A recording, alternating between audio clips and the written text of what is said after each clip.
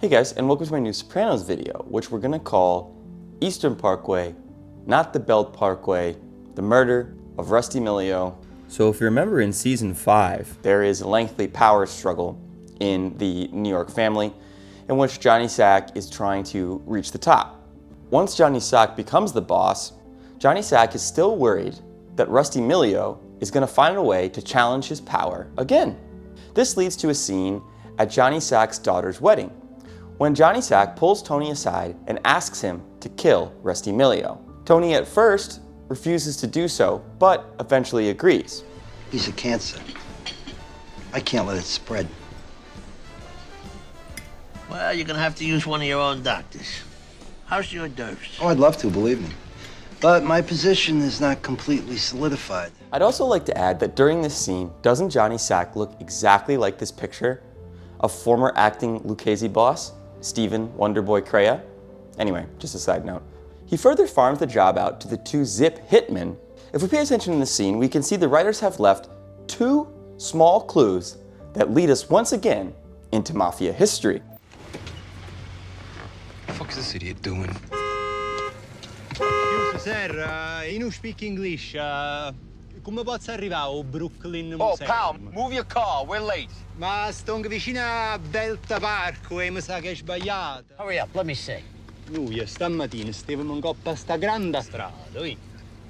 Museum. Eastern Parkway. Eastern Parkway, not the Belt Parkway.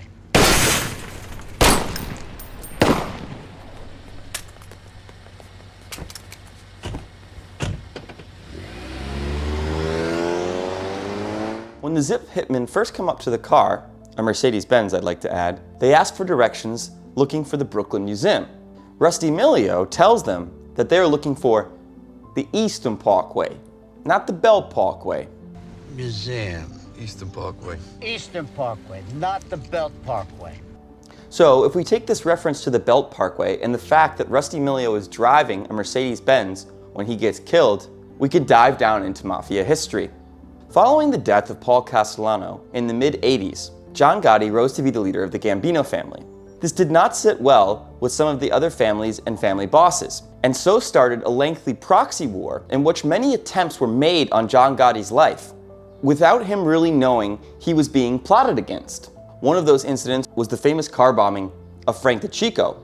Gotti obviously knew he was being targeted, but he didn't know that Vincent Gigante and Gaspipe Casso were behind it, although he certainly suspected it. Later, an underling of Gotti made an attempt on Casso's life. Casso discovered the men who were involved in the hit team. He killed them. Back and forth it went, all with the idea of concealing who was really behind these secret attacks. Just in the same way that Johnny Sack doesn't want to kill Rusty Millio with his own men and instead asks Tony to do it, who further farms it out to the Zips. Finally, in one of the last acts of this proxy war between the families, one of Gotti's powerful lieutenants, a man named Eddie Lino, was driving home one night on the Belt Parkway in, you guessed it, his Mercedes-Benz. Lino had been a powerful ally of Gotti, involved in the killing of Paul Castellano, also a major drug dealer and moneymaker within the family. Casso chose to kill Lino as a way in which to weaken Gotti, even if he was not able to kill Gotti himself.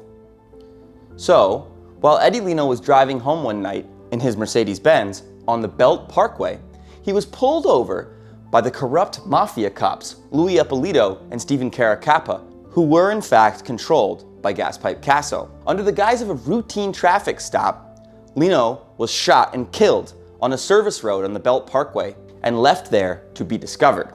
I would say that these two details are too specific for the writers not to have considered this when they crafted the scene in which Rusty Millio gets killed.